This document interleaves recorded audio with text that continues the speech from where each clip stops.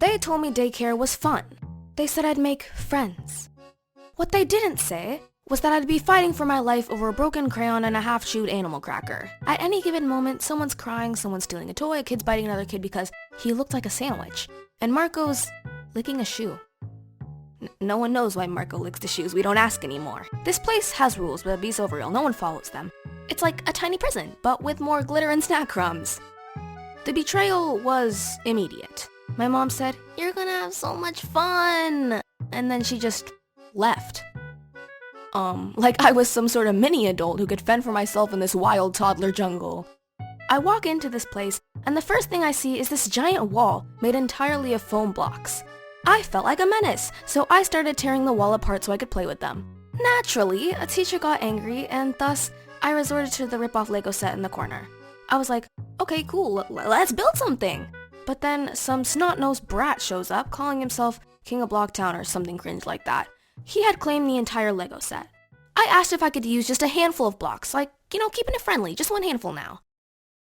Only if you marry me. So now apparently I'm in a committed relationship and we're building a skyscraper for our stuffed bear children. Snack time is the stock market. You can trade a cookie for 3 gummies and a juice box if you play it right. And the best part is, I don't even like cookies! All wins there. But if you mess up, you get swindled. Any idiot there would have probably traded their entire sandwich for a wet baby wipe if someone called it a magic napkin. Magical. I definitely don't drive. I ride shotgun like a passenger princess, but if you think traffic is bad in the real world, try waiting for the bathroom after lunch. It's a lawless wasteland. The line is 20 kids long, one kid fake cries to skip, another pretends they don't have to go and then changes their mind last second, and then someone always pees their pants anyway.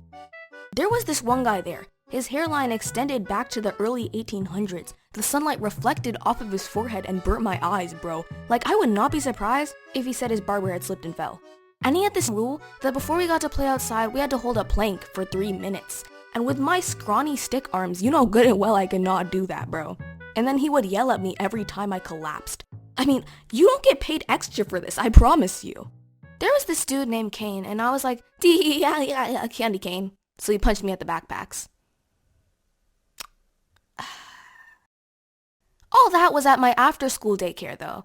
Sometimes over summer or on weekends, my mom would drop me off at a different local daycare. This other daycare I went to, it was a huge freaking place, but that honestly just meant more room for chaotic children. Like, this one kid, I swear on my juice box, was playing basketball naked.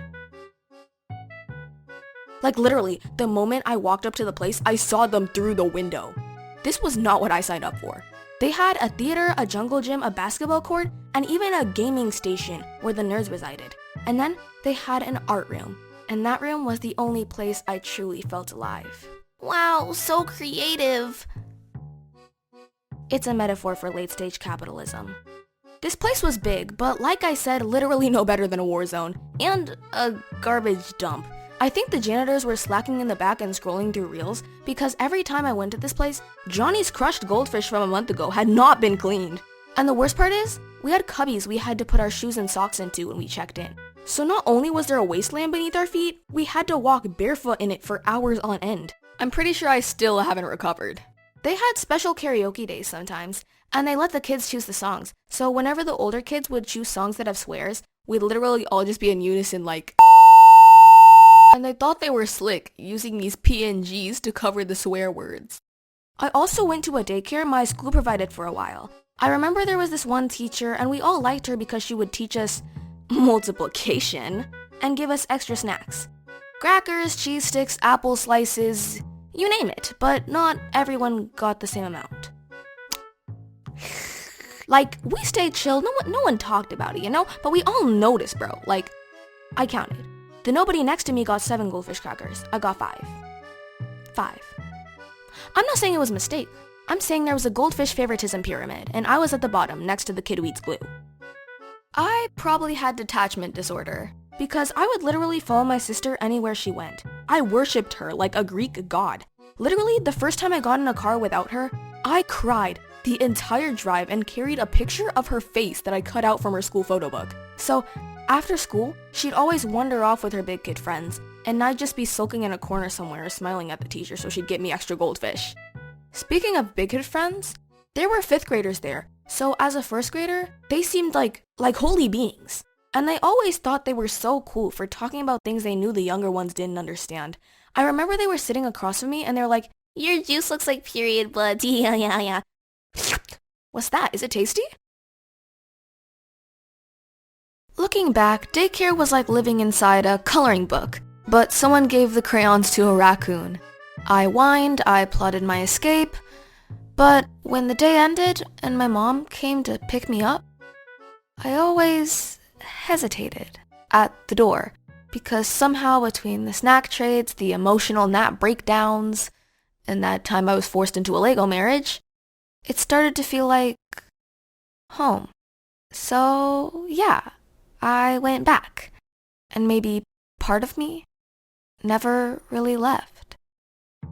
Congratulations, you've made it to the end of the video. Fun fact for those who are new, but this is the one part of the video that is completely unscripted, so if it sounds weird, you know why. Hi. It's 2 p.m. and I haven't eaten breakfast because I was trying to make the thumbnail for this. But we hit not only 10K, but 13K, and my last video at the time I'm recording this is almost at 100K views, which is insane. 100,000 people. Like, bro, that many people seeing my drawings is just like crazy. Thank you. I was at 6K just before the last video, and then we like shot up.